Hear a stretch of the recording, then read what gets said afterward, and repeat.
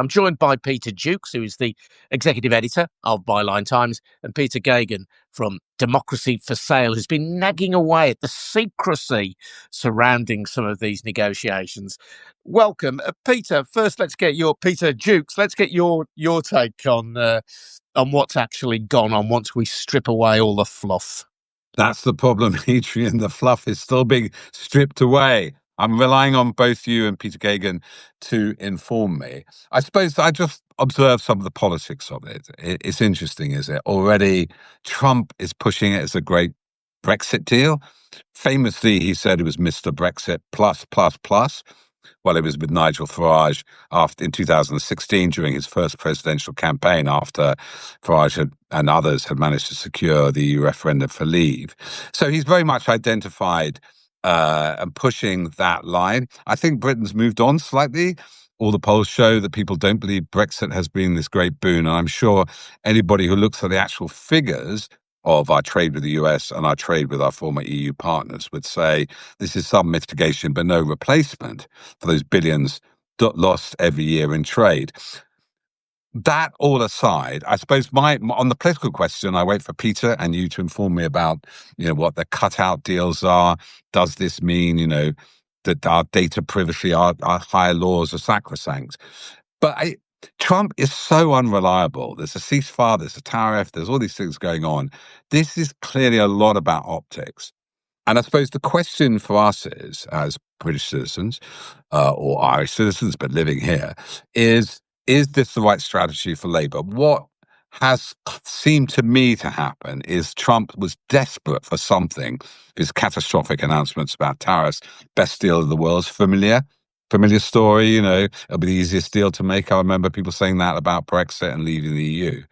And that what Starmer's administration, maybe Peter Mandelson has done, is play to that vanity a bit and go, we can give you something, which obviously in some ways is beneficial and reduce tariffs than the tariffs, especially for the car industry and those high-end car industries, which would, and I believe that, they export heavily to the US, and there, people would have been unemployed if they probably still will be, but if those tariffs weren't reduced.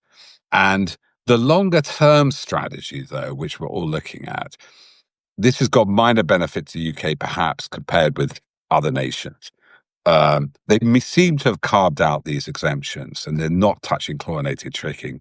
Some food, or food standards, they say, and they definitely don't seem to be changing our digital tax laws. But what is the long-term strategy? Trump can change this at a whim, as we know. The terms are not written in stone. They're very fluid. This is an agreement to make an agreement, kind of outlining heads of agreement rather than the fine detail. And ultimately, does the British establishment, the British state under Keir Starmer, ultimately still believe we should hang on with America, because it's been such 80 years our ally, and hope things get for the better, and not move towards Europe? And that's the big geopolitical discussion of our era. Trump's pulled the carpet out from us once; he could pull it out again. Where's stability? Peter, I know you've got issues around the secrecy, and colleagues on Democracy for Sale have written about this on your Substack. But firstly, what's your take on the deal, such as it is so far? The discussions about discussions almost that we're in at the moment.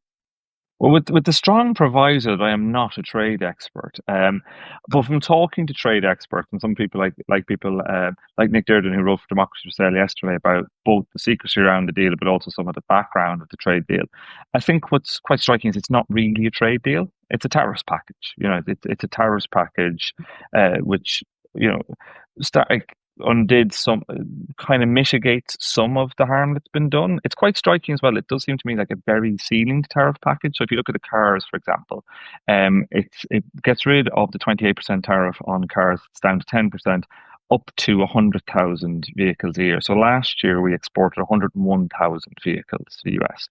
So it's unlikely to generate more sales because every vehicle after that 100,000 is tariffed at 28% as opposed to 10%. So you'd expect that will actually end up being, an absolute ceiling. so it is effectively potentially a deal for a deal, like what Peter was talking about, the digital service tax, which would be 2% on big tech companies, which was seen as a big totemic thing. It was a lot of fears that might be part of this deal. That could easily return to the negotiation table down the line. This is the real issue with this. Fundamentally, what you have with Donald Trump, obviously, is somebody he's not a reliable narrator even of his own on any level. And so he's not a reliable interlocutor at the same time as well. The two things kind of follow. And so the challenge, I think, is what's going to happen on the other side of it. What I did think was interesting today was the comments from Andrew Bailey about Brexit. And it does feel like for a government that has really struggled over almost a year into this Labour government, they had the India trade deal last week. They've had, as well, a couple of days ago, they've had this trade deal. The mood music does seem to be there to do something much more comprehensive with the EU as well. And that's the kind of fascinating. We had a previous Conservative government that just talked about trade all the time and did absolutely nothing. Had its own, set up departments for trade, and we've now a Labour government that's really struggling for traction anywhere except for on trade. And I think that's something that's quite surprising. And I wouldn't be surprised if Starmer looked to do more things like this. Clearly, as Peter says, like there's a big geopolitical question for Britain probably coming. Almost certainly, it's hard to see how Trump, although it does feel like the response to Trump's tariffs has knocked the Trump administration a bit, and some of even the geopolitics is fascinating. I would never have thought we'd be talking about not having a MAGA pope, but we haven't got one, and that I think is significant. The success of the Liberals in Canada, of the Labour Party in Australia, I think also has thrown some sand into this sense of kind of historical inevitability of Trumpism triumphing. And I wouldn't be surprised if Labour are hoping actually maybe they won't ever have to get to the point where they have to choose. But clearly at the moment they are trying to say, right, we're doing a deal with we're not choosing. Darren Jones was saying that this morning. That is very much their line. It would be fascinating to know what the line is internally. Surely they have a line internally where they go, actually, what happens if Trump returns to the negotiating table wanting far more than we've given. But I think in some ways what we've got so far is like, I can see the Conservatives, I think the politics of it are so interesting, where you've got the Conservatives decrying, Starmer sold them out, etc., etc. It's hard to see that from within this, actually. The other thing I found really interesting is watching the different language that's used in the US and the UK, both at an official level, but also clearly been drip-fed into the press. In America, this was being hailed as such a huge thing. And in Britain, there's a need to kind of talk it down, because you don't want, as I talked to Democracy Society yesterday, there won't be a vote on this. They want to make this seem as minor and as marginal as possible. And I think that's where some of my concerns with this really do come along, which is like, we found out that the last government spent £227,000 so far fighting against publishing documents from the last round of negotiations, which was 6 years ago. And there's almost certainly going to be no a vote on this. And it's in Starmer's interest on one level. He's playing more of a dance on this because he wants to signal it as a big thing, but not such a big thing that anything anyone cares about is really going to be affected negatively. Well, listen, here's the line from the first page of this agreement, bearing in mind that we are talking about a negotiation ultimately with Donald Trump. This document does not constitute a legally binding. I mean, that's what the document itself says. And it strikes me, Trump is a bit like the playground bully. The playground bully who wants to be your mate, but he steals your lunch money, but he lets you have a bit back so you can buy a packet of crisps. He said 27.5% tariffs on cars. No. We'll negotiate that because we're reasonable people and we'll bring it down to 10%. But in what world does putting an import tax on goods made by your supposed closest specialist friend, how is that anything other than an act of provocation and an act of hostility? Peter, Peter makes a point about the politics, but Adrian, I think we can be too rational around Donald Trump.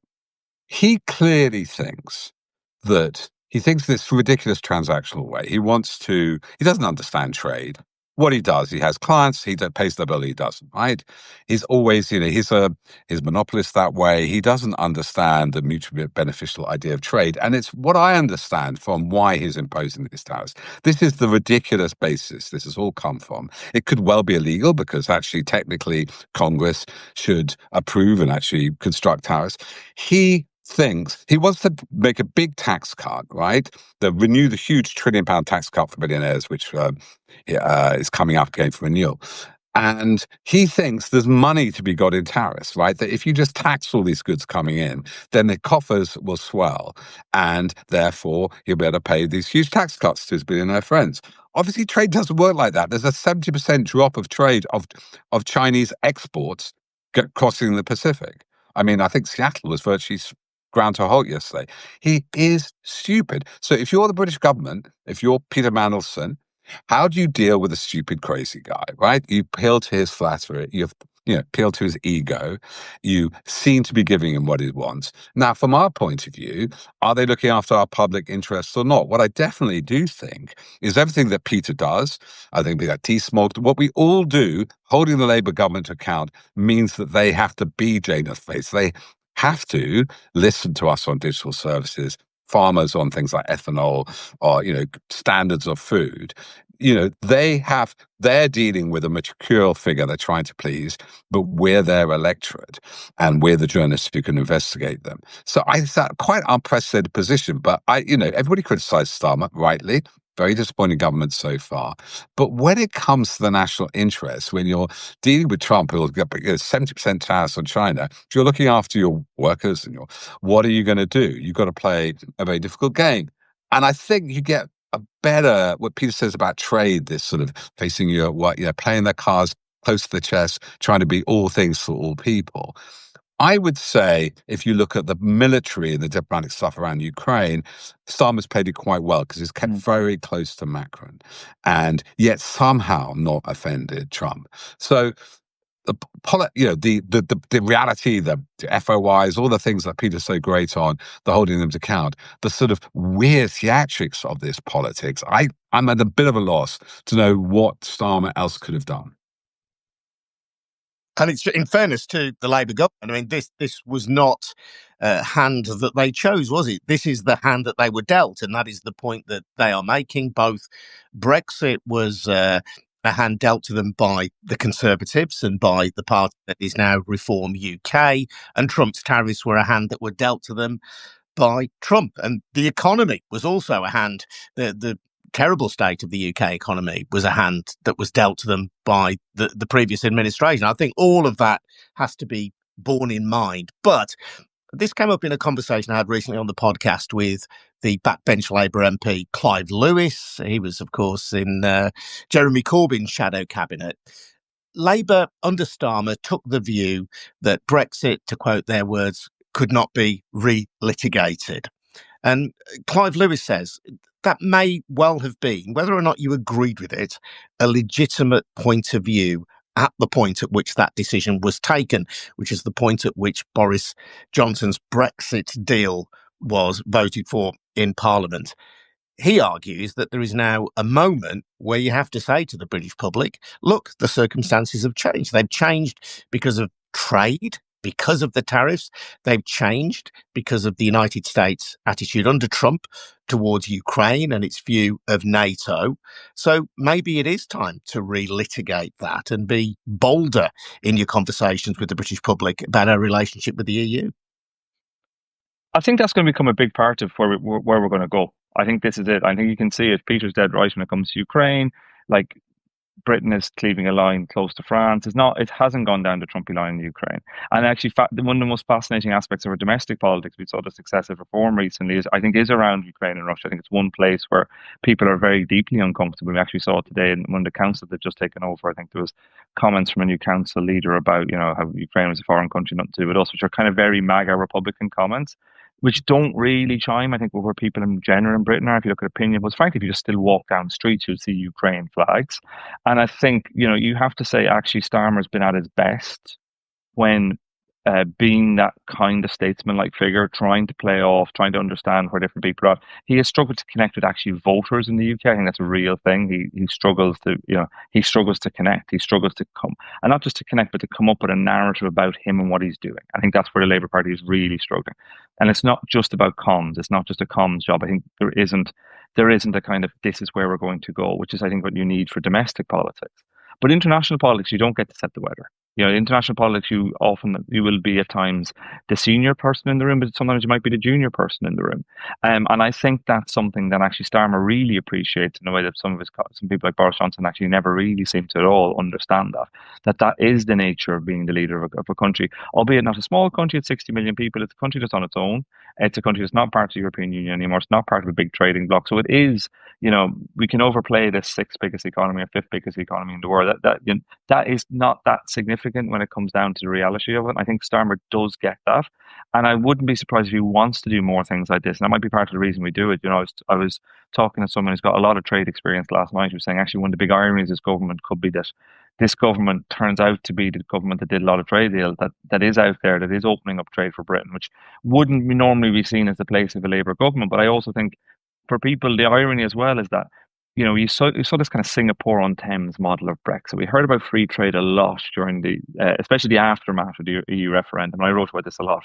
It's quite clear people at Brexit did not vote for Singapore on Thames. They did not vote for completely unregulated capitalism, complete free marketeerism. But that became a narrative of Brexit afterwards. Hard no deal is better than a bad deal, etc., etc., etc. And what's really interesting is even at that stage, people were not very animated about trade. But actually, Donald Trump has put trade on the agenda. People who don't really think about trade, don't care about trade. I don't export outside the UK. I do my work in the UK, and so it's not an issue. It's not been an issue that would animate me all that much, frankly, in the work I do. But the work I was talking about in terms of the last potential trade deal 6 years ago, Trump's White House, we were still trying to get transparency on. But in terms of where we are now, Trump has put trade on the agenda, and if Starmer can be seen as doing well on trade, and I think he has been seen to be able to stand up for Britain, that I think is politically advantageous and might potentially play into some way of framing it to a domestic audience that has a narrative, that has a sense of destination, has a sense of a journey, which is what you need to succeed domestically, not just internationally. That's very astute from Peter. I mean, it is the domestic messaging is obviously seems to be dominated by Blue Labour. There's this whole sort of going for reform by imitating them in a faux, ungenuine way, which is not going to work. But I suppose, people say, and they've got right to, we have austerity, we still have this sort of messaging over migrants and this performative cruelty. Oh, it's just the same old Tories. I will make this observation. When I go to sleep at night, if COVID came again, I'd feel a lot safer than with Boris Johnson and Dominic Cummings or this Truss in control. And when it's a crisis, like this tariff business is a global crisis yet to play out, and the American stock market's back up, 70% decline of exports from China to America. What's that going to do to Walmart and Christmas shopping? That Starmer... Forget Starmer. It's not a presidential system. Starmer can't turn up one morning and just announce tariffs or decide to deport somebody to El Salvador. We have a parliamentary and a cabinet system. And I do believe, and call me naive, call me sort of idealistic, but there are better people in power than the ranking competence of Liz Truss and Boris Johnson. We saw Lord Frost, their chief negotiator, even David Davis, I quite like, turning up to negotiations with the EU with no paperwork. And then Lord Frost constantly, they used, especially, the board of Northern Ireland, they use that as pure populist play for the media, the Brexit-loving right-wing press. I think they're really, the domestic policies, the way they're framing, trying to appeal to the old red wall is wrong. I think they've got so many things confused. But as I said, call me naive, I think there's more grown-up people in control. And in those crises, like especially with Trump and Ukraine, Trump and trade, I kind of feel a bit more better that people like Starmer and his cabinet are in power. One thing about this moment, and it applies to the UK, clearly applies to the United States, is that we live in a part of the world that seems to be pro-business, and clearly Labour is attempting to speak up its growth credentials. Tariffs are to some extent anyway, anti-business, certainly anti-global capitalism. And we touched on this in our last discussion about the failure of what I know you don't like described, Peter, as neoliberalism, but the belief in markets, the belief in free markets is undermined by these tariffs, I think. And I don't think any of the major political parties in the UK have addressed that head on and what it means for economic policy.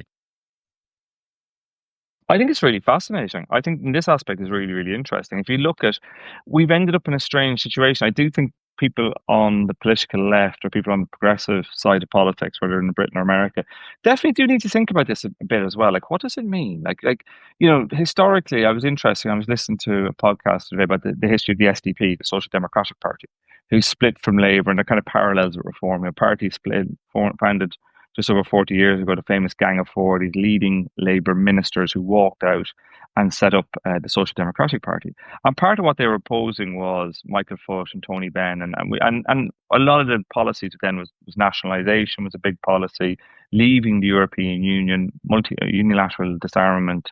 And I think it's really interesting that some of those kind of policies have now become policies on the Republican right and on the political right. And I think there is a need to kind of start to figure out what's going on here.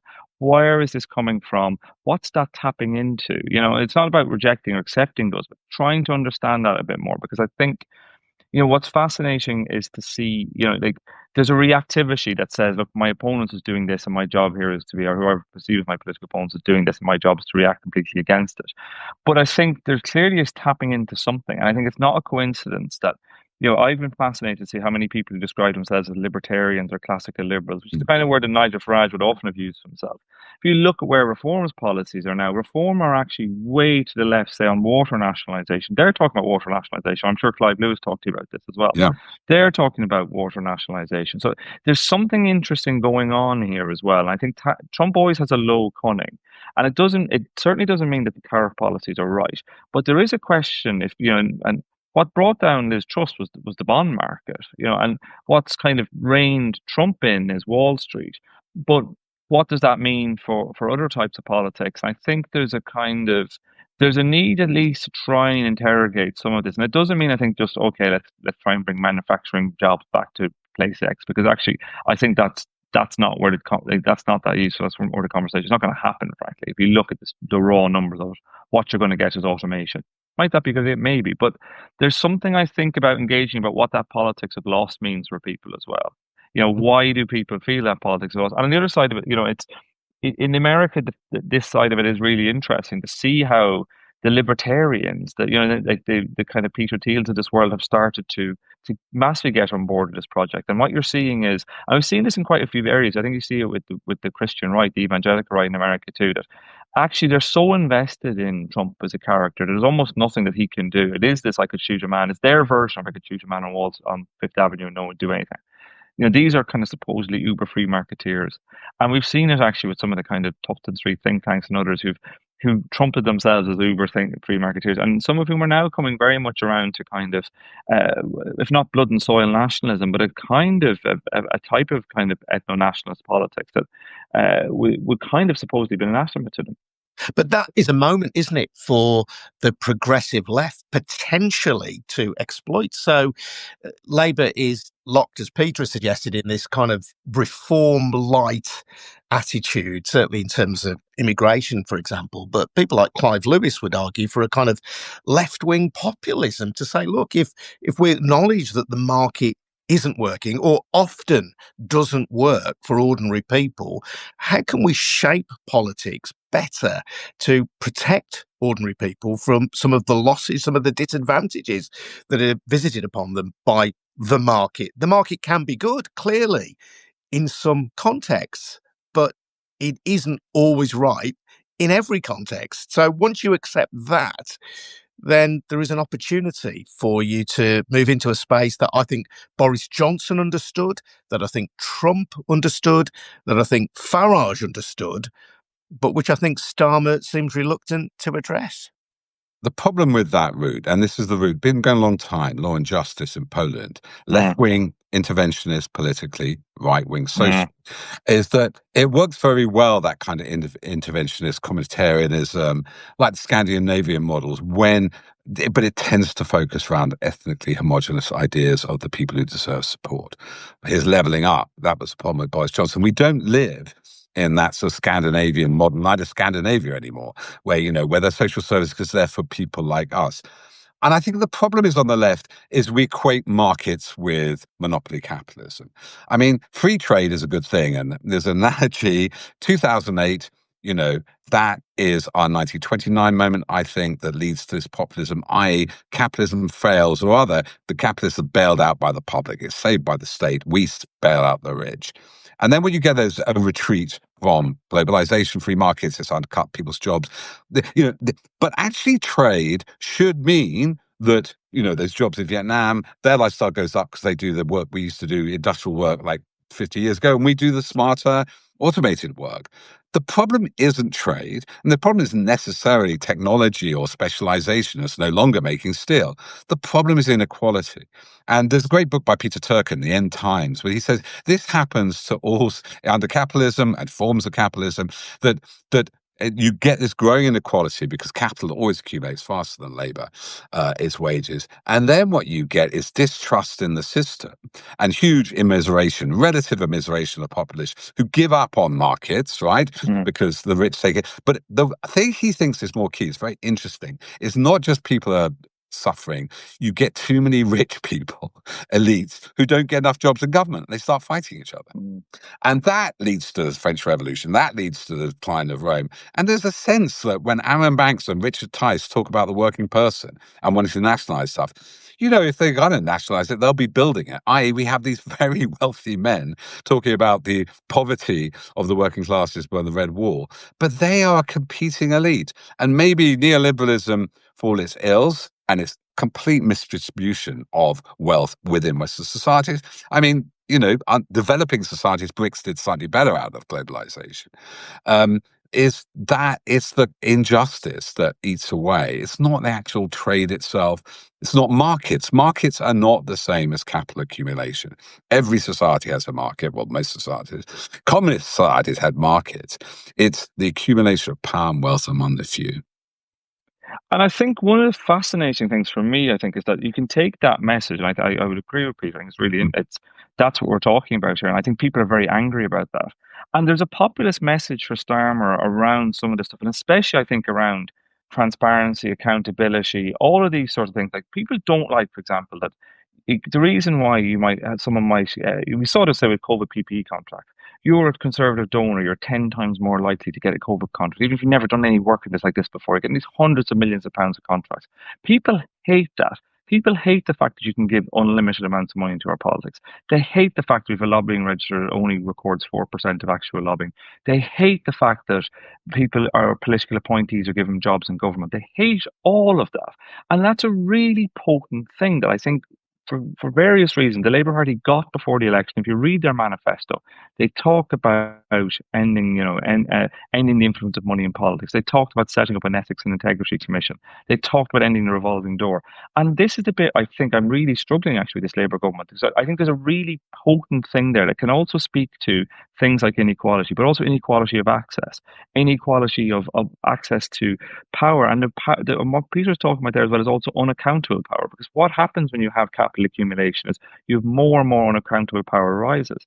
And this is actually, if I was a government looking for something that does not cost a lot of money, but in which you can start to unite these voters, it feels like what they've decided to do with reform is pick on one aspect of reform, and one aspect which is around immigration, decide that's what this is all about, and we can out reform, which I think is impossible to do.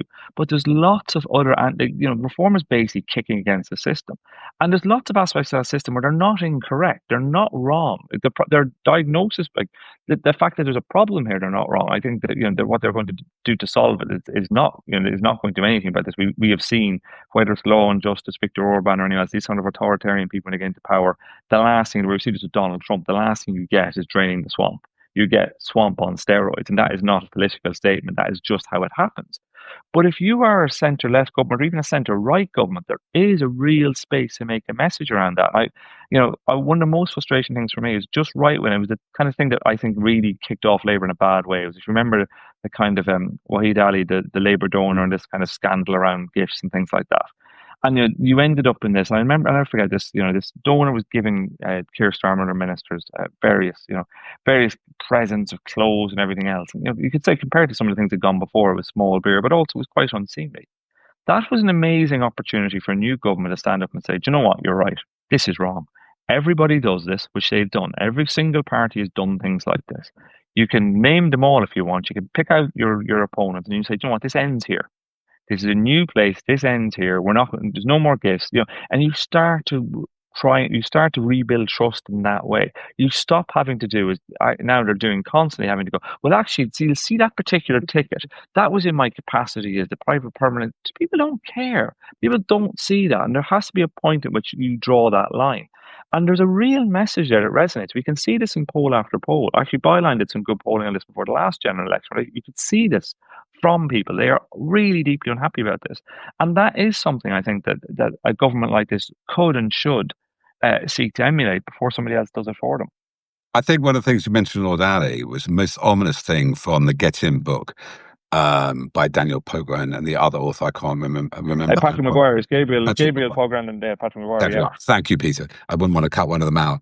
Was Lord Ali who scotched and nixed Angela Rayner's requirement to limit donations, right? The amount that individuals could donate, foreign donors, all that sort of regulation we've both been pushing for, Peter and Byline, and Democracy for Sale, is one of the key things. And so what we talk about this massive growth in the billionaire class and the evisceration of mass membership of Labour and the Conservatives. You used to have 1 million members, the Conservative Party, and Peter O'Byrne's brilliant on this. You basically get politics for purchase by billionaires, because those parties, and that's why Lord Ali was successful in persuading Simon, oh, don't change this rule, because how am I going to fund you?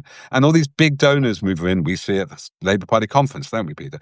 You see all these big sponsors move in suddenly. They're Labour, and you can blame them, they should do more, but actually there's no funding for politics without the billionaires.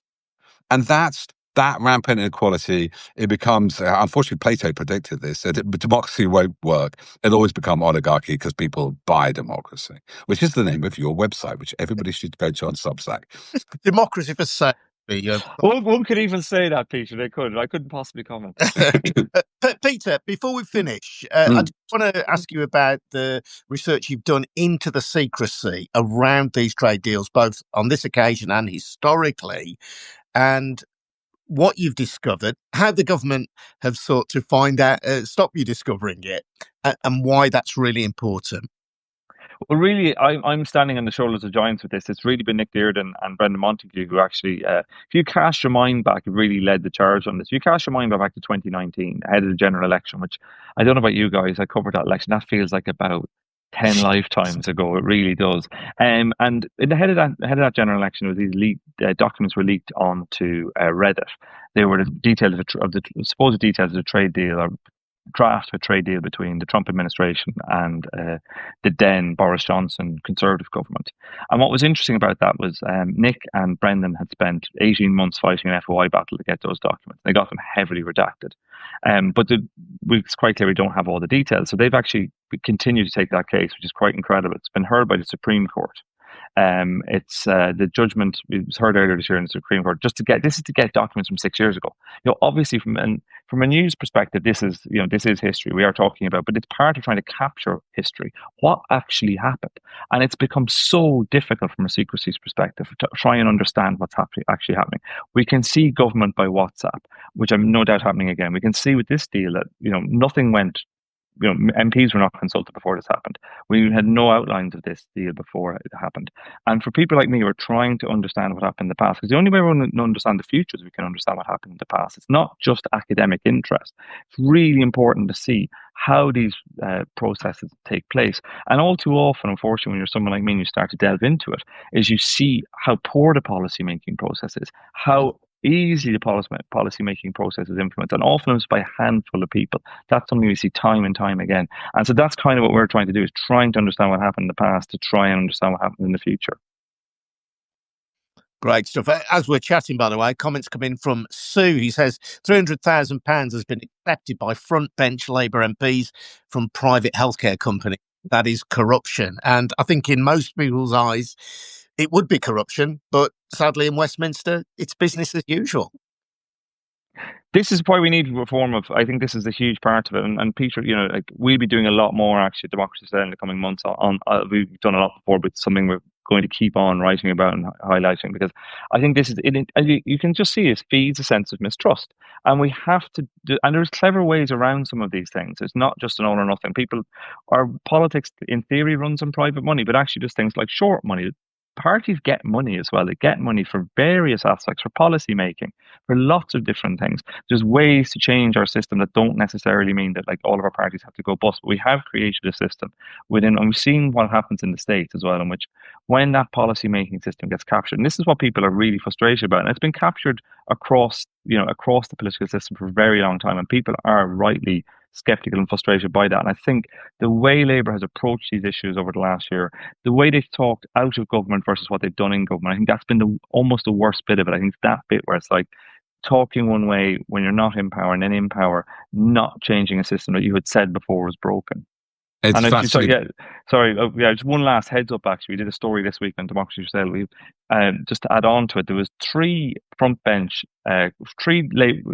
defence ministers have now taken jobs in the private sector advising defence companies, and just yesterday another one dropped. So it's four defence ministers who were within the last kind of 18 months who were ministers for defence have just joined private defence companies as advisors ahead of a huge spending surge, and like that's exactly the kind of revolving door that like I think breeds a real cynicism. Yeah, and to be clear on that, Peter, we're not alleging any impropriety. No, there's no impropriety. They're following the rules. But clearly, the potential there for people to use knowledge gain, to benefit from context that they have from inside government, contacts and knowledge that would not be available to the ordinary citizen. And that's the kind of the whiff, really, that it causes. And that plus the fact that the watchdog, which is called ACABA, just without getting too boring, the Business Accountants Watchdog has no power to sanction anyone. So it gives you these rules. If you break them, they're literally all they can do is write you a strongly worded letter and hope you don't do it again. Which, surprise, surprise, is not the most compelling. Is not the most deterrent to bad behaviour. I mean, that's what we discovered, didn't we, during the. Sorry, Peter, to interrupt. Sorry, Peter, just to say, it's relevant to what we've just been discussing. Ron Stockton says in Canada, we have banned donations from corporations and unions and limited donations to individuals to about $5,000 a year. So just to make that point, it can be done. And mature democracies like Canada have done it by the sounds of that. Yes, we had this book by somebody, Financial Times, Good Chaps.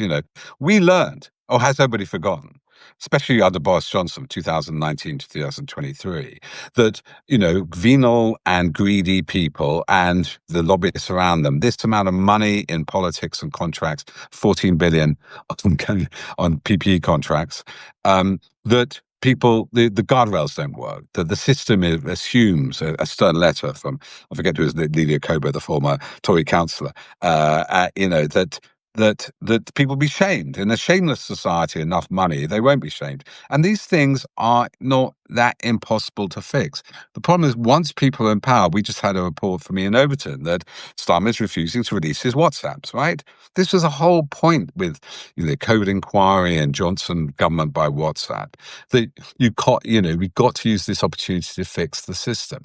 Now, I am slightly more optimistic about the second Parliament and the second Queen's Bill. There may be some more of this in this, but it's going to be a fight for people like Peter to get the public outraged, because the natural tendency, I don't think they're bad people.